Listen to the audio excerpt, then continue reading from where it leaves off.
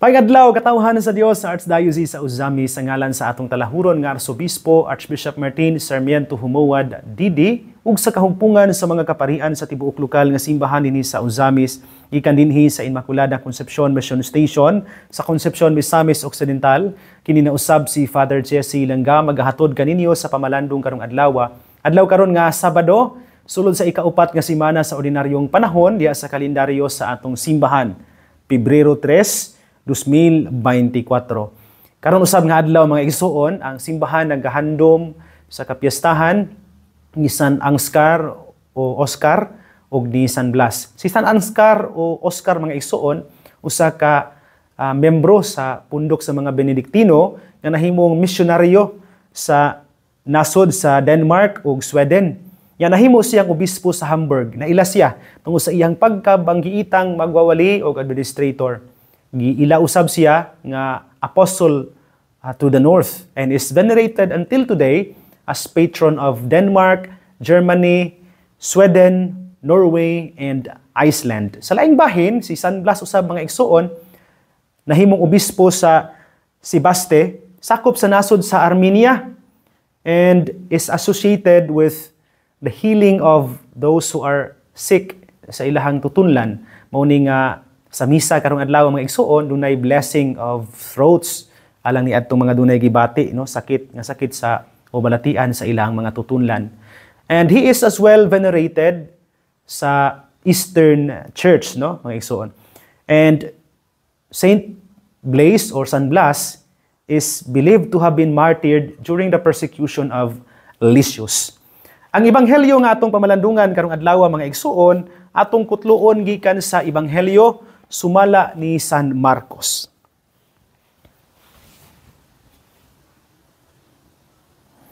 Namalik ang mga apostoles og nakikita sila kang Jesus og ilang gisugilon kaniya ang tanan nilang nahimo og natudlo. Daghan kaayo ang mga tawo nga nagpuli-puli pagpangabot og pagpanlakaw. Tungod niini si Jesus ug ang iyang mga tinun-an wala nay higayon bisan gani sa pagpangaon. Busa miingon si Jesus sa iyang mga tinun-an, mangadto kita sa dapit nga awaaw aron makapahulay kamog jutay. Busa na nakay sila sa usa ka sakayan ug nangadto sa usa ka dapit nga awaaw. Apan daghang mga tawo ang nakakita sa ilang pagbiya ug nailhan sila dayon. Busa ang mga tawo sa tanang lungsod miadto nga nagdagan ug nahiuna pa gani pag-abot sa dapit nga giadtuan ni Jesus ug sa iyang mga tinun-an. Sa pagkawas ni Jesus sa sakayan, nakita niya kining dakong panon sa katawhan ug naluoy siya pag-ayo kanila. Ay sama man sila sa mga karnero nga walay magbalantay ug gitudluan niya sila og daghang mga butang. Mga igsuon, ang ebanghelyo sa Ginoo. Daygon ikaw o Kristo.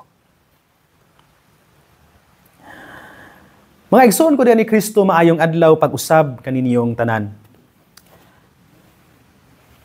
Dunay usa ka bag-ong moto karon ang bag-ong panahon. Kining gitawag nato og think before you click. Sa una natoy think before you act, which is still kining parallel kaayo ni anang maong panultihon.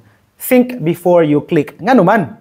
Tungod kay karong panahon na uso kaayo ning daghan kaayong mga scams o mga hackings diha sa social media. Makadungog na lang ka og mga balita, ng mga Facebook accounts na nga hack, mga bank accounts ug uban pa nga mga accounts diha sa Facebook. Unsa may giunsa man og unsa may nahitabo diay nganong ma-hack. Tungod kay karong panahon na uso kay nang kung mo-click ka without thinking, you may end up opening an email address or unsa pa na nga message nga dunay virus hinungdan nga ma-hack ang imuhang account or social media nga igamit nimo. Pwede pod nga diha sa imong pag-click maka-share ka og mga fake news kay daghan man sad kaayo karon nga mga news nga naglipana diha sa social media nga usa ka click lang nimo by sharing nakapaambit na ka og usa ka balita o pulong nga wala gani masukna kung tinuod ba o dili. Or baka pinaagi lang sa usa ka click you may end up hurting people. Ano man, tungod kay, naman po tayo ma-post diha, masulti diha sa social media, o ma-send na to without thinking, diha sa atong mga messengers o uban pa, nga makapasakit ngadto sa uban. Mauni nga balikon ako, think before you click.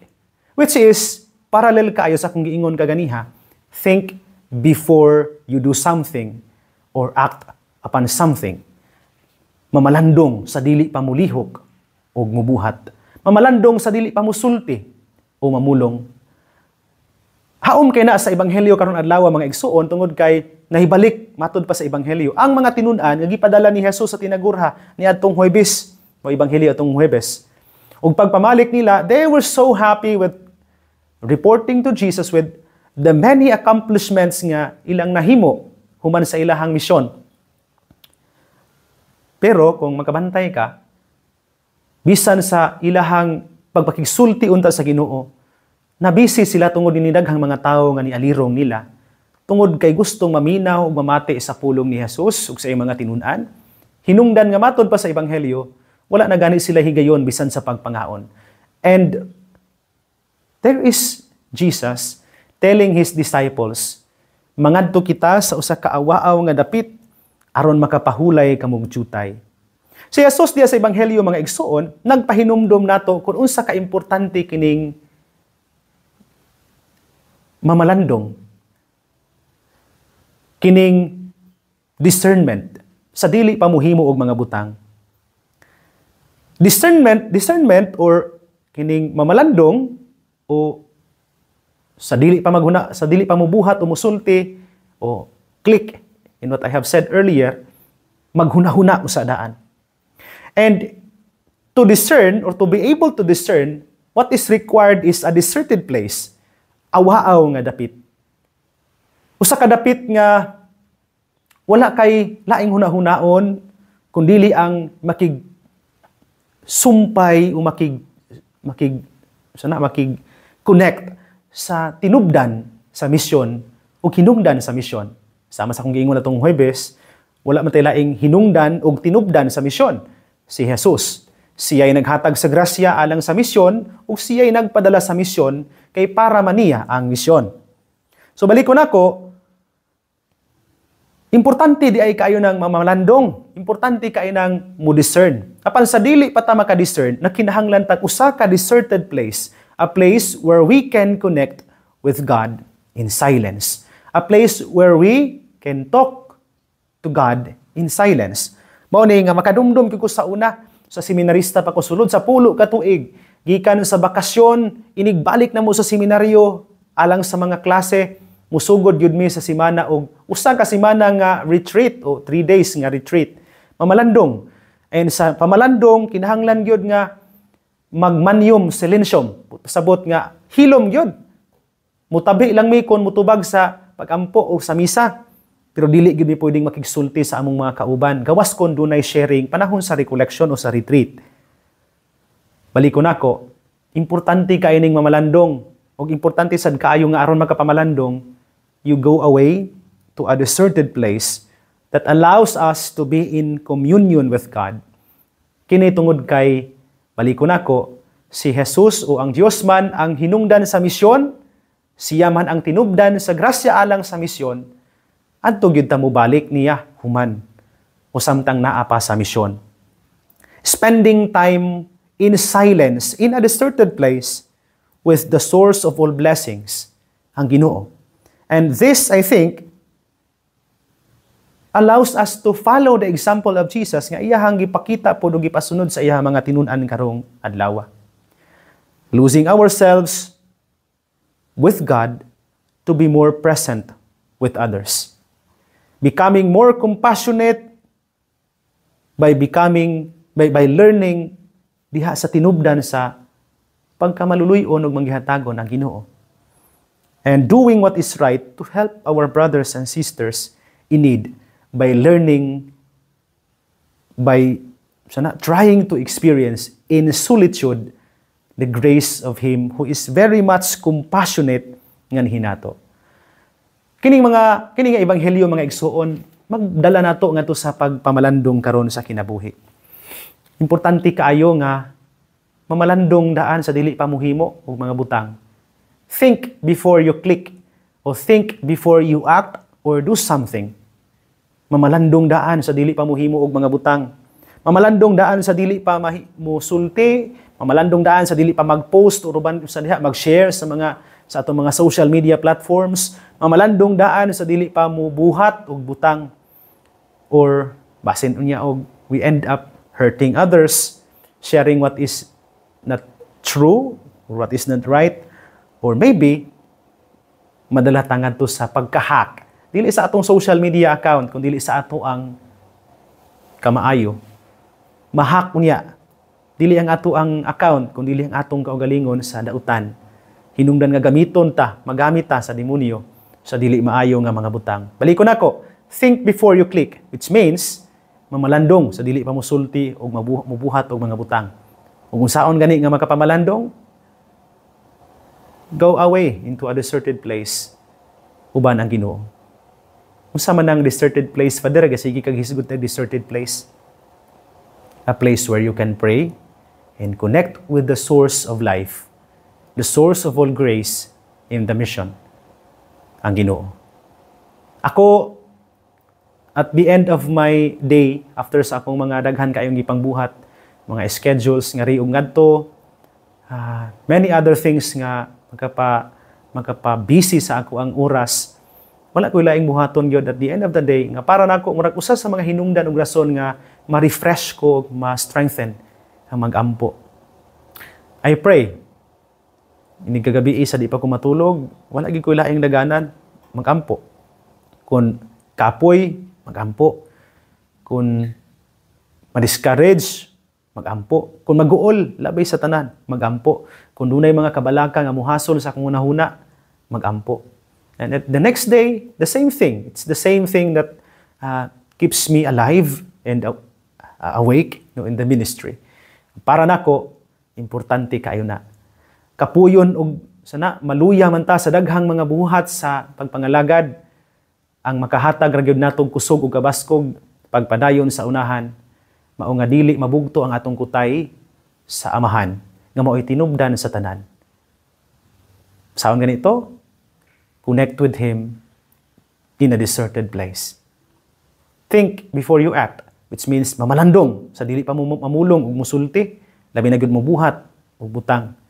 Kung saon nga magkapamalandong, saon nga magkahunahunag sakto, connect with God in prayer.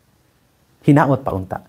Mga igsoon ko diha ni Kristo, din hinalang ko kutob, apan sa dili pa nako tapuson kining pamalandong, tuguti una ako sa pagtunol sa akong greetings sa tanan nga karong adlaw nagsunod, adlaw-adlaw nining atong programa, kaninyong tanan nga sa walay puas, nagsuporta kanato, uban namong duha ni Archbishop Martin Humuad, daghan kaayong salamat sa inyong makanunayon nga pagpaambit nining pulong, pinagi sa inyong pagpaminaw, then pag-share niini diha sa inyong mga igsuon, pinagi sa social media platforms.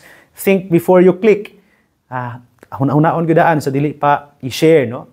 And I hope kining ni ang maayong balita nga karong adlaw inyong nadungog, inyong mapaambit ngadto sa uban. Kung ganahan sad mo og kining mugbo sad no nga pamalandong, ini ato taas-taas man tungod sa ato ang greetings tungod kay naa man sa radio madungog, no. You may as well go and listen to Father Jason Panagiton with his daily dose of inspiration from the gospel. There, nasa iyang mga mugbo kayong pamalandong kato mga nagdali karon sa ilahang mga buhat tungod kay lagi ting klase o sa iting klase o sa iting trabaho. So you may listen to Father Jason Panagiton sa iyang daily dose of inspiration. Again, thank you so much sa inyong kanunay nga pagsuporta kanako og ni Archbishop Martin Humuad sa pamalandong matag adlaw sa DXDD radio station. Ako pod nga pasalamat sa mga nagsunod kanato diha sa ilang tagsa-tagsa ka mga panimalay. Happy weekend kaninyong tanan. And I hope and pray nga sama sa kong giingon sa unahan karong adlaw Piesta ni San Blas, nakasimba ta unya nakapabless sa atong mga tutunlan aron mapangayo nato ang grasya nga ang Dios mauntay mo gamit sa ato ang kanang tutunlan sa atong pagsulti sa maayong mga pulong ug butang ngadto sa uban. go to church, simba karong adlaw, kay fiesta ni San Blas, nya magpa-blessing sa tutunlan. Ako pod nga pasalamat sa mga nagtan-aw nato diha sa social media platforms nato sa Facebook ug sa YouTube. Thank you so much sa inyong makanunayon nga pagsuporta katong maabot nining Sibya bisan dili dinhi sa Archdiocese sa Uzamis. Labi na gyud tong mga nagtan-aw nato sa mga naa sa abroad. Thank you sa inyong pagpaminaw nining programa. Katong nagtan-aw nato sa diha sa laing mga lugar o dapit kaninyong tanan maayong adlaw ug maayong buntag. Ako pod nga pasalamat sa kanunay na akong katabang ug kauban sa misyon dinhi sa Concepcion. Salamat kay ninyo. Akong pasalamat sa kagahapong adlaw sa success sa piyesta ni sa Feast of the Presentation of the Lord. Salamat kayo sa pundok sa Sacred Heart of Jesus ug sa Legion of Mary ug sa mga debuto sa 2,000 Hail Marys nga nagtukaw kagabi hangtod ganihang kaadlawon. Salamat kay ninyo. Nya salamat pud sa nanambong ganiha sa emergency meeting namo dinhi sa parokya. Sanglit dunay importante kay hisgutanan tungod kay sunod Sabado dunay grupo sa mga pari o mga laiko nga mo anhi-anhi nya mo tabang nato sa misyon dinhi sa parokya ang Love the Poor program sa Pinian Parish, Immaculate Heart of Mary Parish sa Pinian, no? Sakop sa Diocese of Dipolog. Nya napili nila ang atuang parokya nga recipient sa usa ka kapilya dinhi nga recipient sa ilang Love the Poor program nga mo anhi sila, mo bisita sa kapilya, magtudlo og katisismo, mo hatag og free nga prikana o pre-bap seminar alang sa mga bunyaganan o kaslunon dayon mulingaw sa mga kabataan binagi sa katisismo ug uban pa no sa diha sa pamilya no dala pod sila og ginagmay nilang tabang para sa mga kabus no natong mga igsuon. Dalhon nako sila sa Barangay Newcastle sakop nining parokya. Dunay duha ka option sa dalan, importante kaayo nga mahisgutan namo ni ganihang buntag tungod kay lisod mo ang dalan paingon ngadto. So we decided nga adto mi mangagi sa Barangay Bergado sakop sa parokya sa Mutia no. Aron nga dili kay lisod kay kung dinhi gikan sa Concepcion paingon sa Newcastle, layo gid siya tapos dili man masulod og sakyanan, magmotor nya daghan man o mangadto. So we will travel through the parish of La Libertad, dayon lahos nga to sa parokya sa Mutia. Nya didto musugod og baklay gikan sa Barangay Bergado, pasaka ngadto sa Barangay Upper Dapitan, then panaog no sa Barangay Newcastle, which is much closer than compared to the roads nga gikan dinhi sa parokya sa dinhi sa sentro sa Concepcion. So please again, I ask you to pray for our mga paningkamot dinhi sa parokya alang sa pagpalapnag sa pulong sa Dios, alang sa pagtabang sa mga kabus, alang sa paghatag sa mga sakramento ngadto sa mga labing nagkinahanglan niini. Ako pod nga pasalamat no sa parokya sa Pinian, kinanguluhan sa ilang padrikura si Father Joel Agad nga ni mobisita nato no nya muhatag nato nining maong grasya no nga maduaw ta nila ang ilahang Love the Poor program. Ako pod nga gihangyo ang akong kauban sa mga sa mission dinhi, akong mga mission collaborators nga mo apil ni ana nga maong kalihukan aron mukat-on meno sa ilahang naandan nga buhaton dito sa ilahang parokya aron mo poy among masunod. Actually ato naman ang gibuhat dinhi kanang catechism sa mga bata, kanang free pre-bap o pre-kana seminars gani ato ang mga kasal dinhi. Kung di gyud makayas pamilya ato naman nga gilibre. Pero nindot po din no, nga mabisita ta nila para mga tao po ma-ignite no. Nga nahimo gani nila dito sa ilang parokya, ngano di man nato mahimo dinhi sa atong parokya. And this is a learning experience as well tungod kay akong pag-ampo nga mukat-on no, gikan diini ako mga mission collaborators dinhi sa parokya sa Immaculada Concepcion sa Concepcion. Mga igsoon dinhi na lang kukutob, ayaw kalimot ang pulong sa Dios ang ayan gayod nga pamation, pamalandungan ug paningkamutan nga mapuy-an.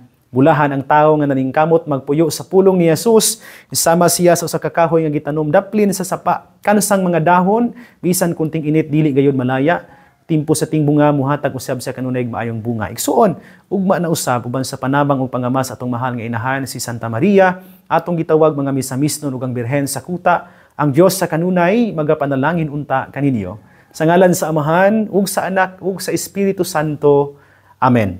Magamping o magampo kanunay, igsuon.